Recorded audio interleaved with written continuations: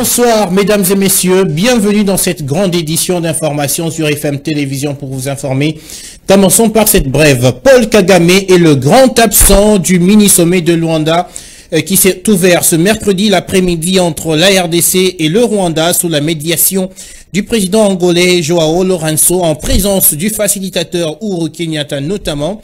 Alors que Félix Tshisekedi de la RDC a fait le déplacement pour l'Angola, le président rwandais a préféré déléguer son ministre des Affaires étrangères. Je le rappelle, ce mini-sommet tentera de désamorcer la crise qui sévit entre Kinshasa et Kigali qui soutient les rebelles du M23. Insécurité dans l'Est de la RDC, faut-il nécessairement dialoguer pour pacifier cette partie du pays? La question ne cesse de diviser les avis dans la classe sociopolitique. Mais pour Liberty Bazinga, coordonnateur de l'intelligence collective, il faut mener de discussions, mais avec une bonne dose de prudence. Il est au micro de Elvis Meti. Même s'il y avait dialogue aujourd'hui, ce n'est pas la première fois qu'il y a dialogue, il y en a toujours eu. Donc, eux, ils veulent s'accaparer de nos richesses. Donc, moi, je dirais plutôt plus que nous devrons, normalement, d'abord partir sur le chemin du dialogue, c'est vrai, mais avec beaucoup de clauses. Au cas où il y aurait encore du récidivé, nous allons, moi, je propose qu'on attaque également. Que les sénateurs, ils ont raison au début, lorsqu'ils disent qu'on ne peut plus négocier avec ces gens-là. Mais à la fin, je ne suis pas pour. La RDC n'a pas le droit d'être francophone ni anglophone. Nous sommes des Congolais, c'est tout. On n'a pas besoin de ces gens-là. C'est ce qui fait que nous soyons très faibles, parce que nous voulons tout le temps dépendre de ces gens-là. Nous avons plus de 2 345 410 km². Vous savez qu'au Congo, il y a l'uranium. On peut faire taire tous les gens-là, mais parce que nous ne voulons pas transformer notre économie. Nous devons changer, nous devons voir les choses autrement. Bonne nouvelle pour les hommes en uniforme. Après 18 ans de patience, 31 000 militaires inactifs et anciens combattants appelés macarons rouges, quasiment délaissés pour compte, viennent de rentrer dans leurs droits salariales fin octobre dernier. Ania Kole.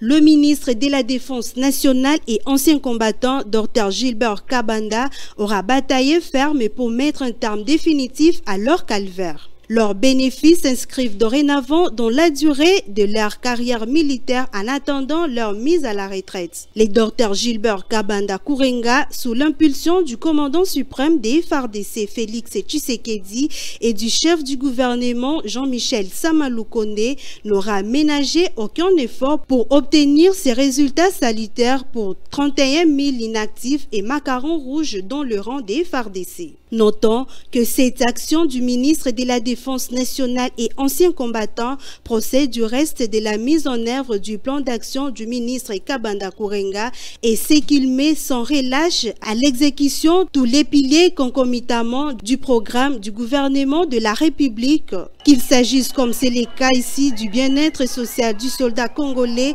d'une manière globale, de la formation des hommes en uniforme pour leur bonification, de l'acquisition des armements et des équipements modernes les plus perfectionnés, de l'implication prochaine de l'industrie militaire purement congolaise sur place au Congo. Rien n'est laissé au hasard, la boussole étant désormais la nouvelle politique de la défense congolaise et la loi de la programmation militaire.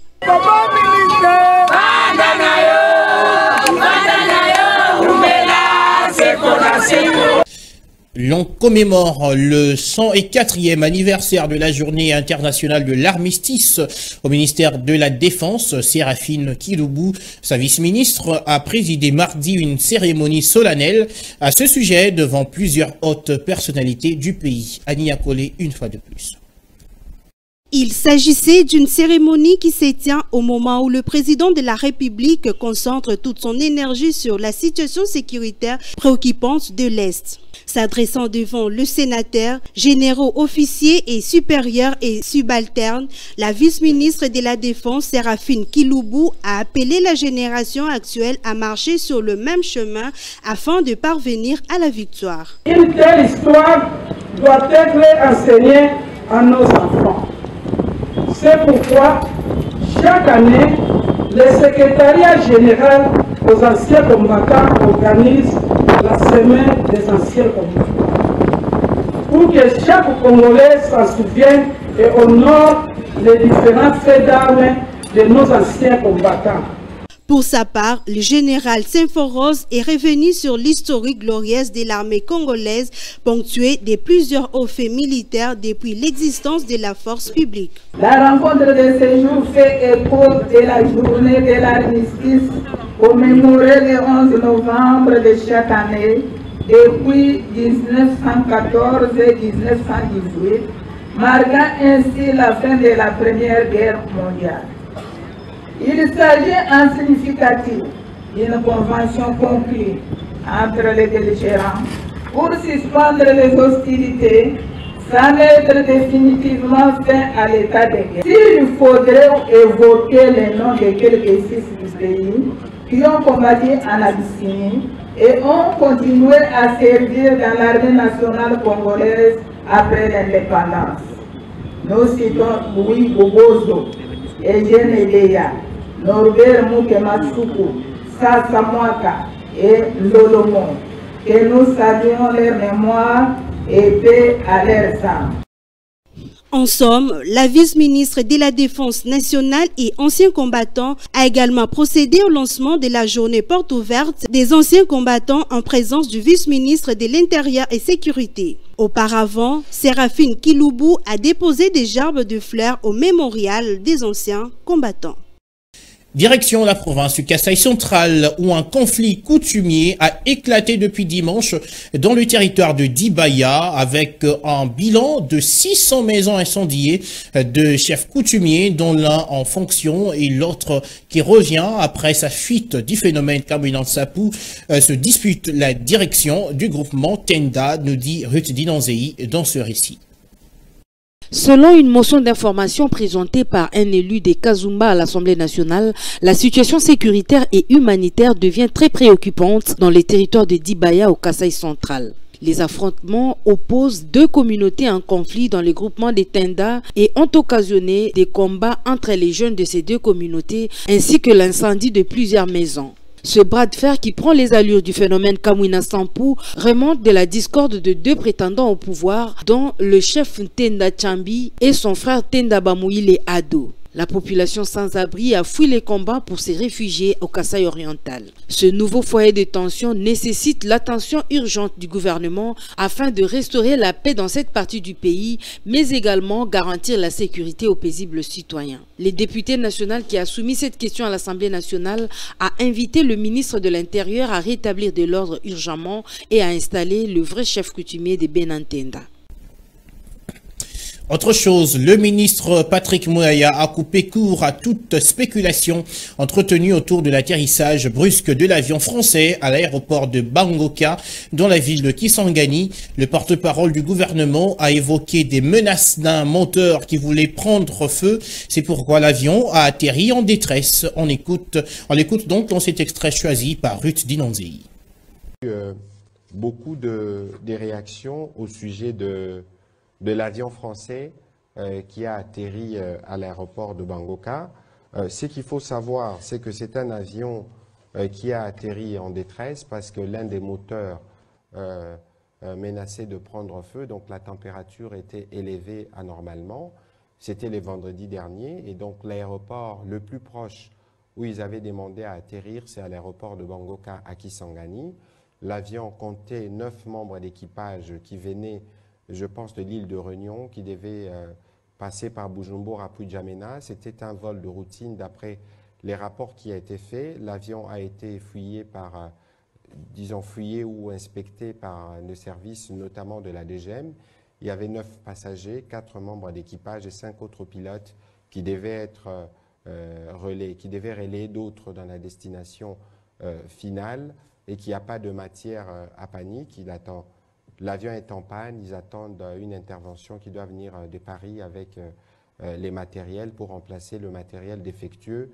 Et d'ailleurs, nos forces armées ont pris en charge les membres d'équipage, notamment en leur offrant de rester dans des hôtels, dans des conditions. Et donc, ce que j'ai lu sur les réseaux sociaux n'est pas la vérité. Nous pourrons évidemment vous partager des autres détails. La dépouille mortelle de Tarsis Kasongomema Yamba Yamba s'envole pour France, où il sera enterré selon son souhait. Bien avant, il a reçu des hommages, les derniers, à la clinique Ngaliema, ce mercredi, où il a été admis à titre posthume au rang dans l'ordre national héros nationaux Kabila Lumumba, au grade de grand officier, selon une ordonnance présidentielle lue sur place. Commentaire.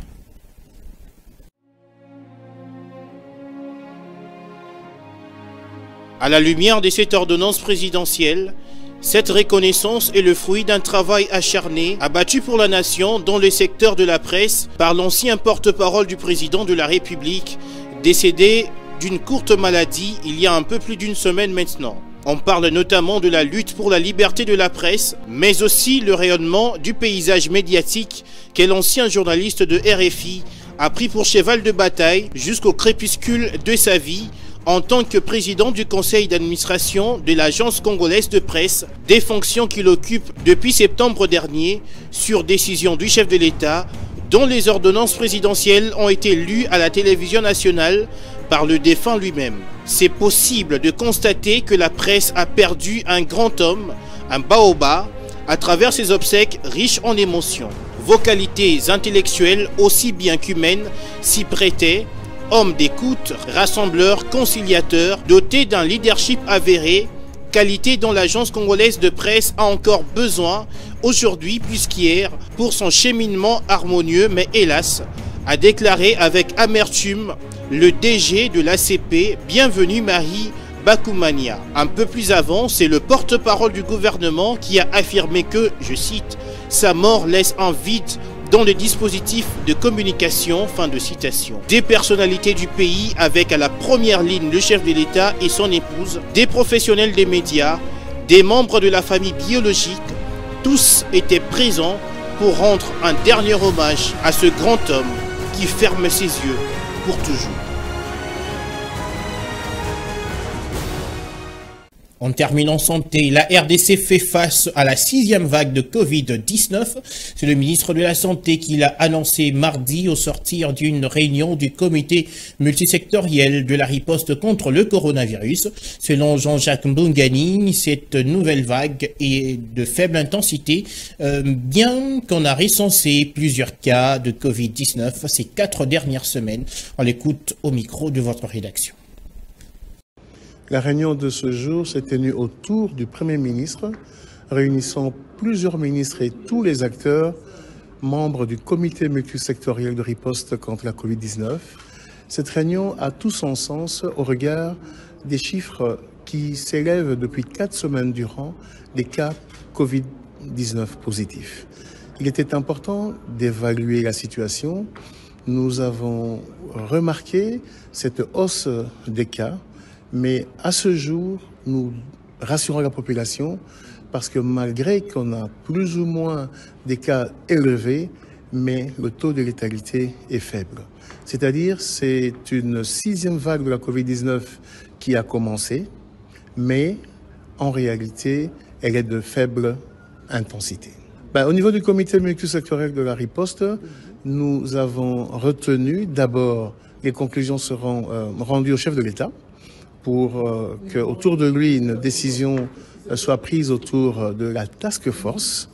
Mais ce qui est comme orientation est de sensibiliser la population quant à la persistance de cette pandémie et également de communiquer. Alors vraiment intégrer, que la population puisse intégrer le respect des gestes barrières. C'est important dans les regroupements, dans les endroits où il y a plusieurs personnes, que les gens aient toujours le réflexe de porter le masque, de se laver les mains à l'eau. C'est la fin de cette édition d'information, Madame, Messieurs. Merci à tous de nous avoir suivis. Restez-nous toujours fidèles.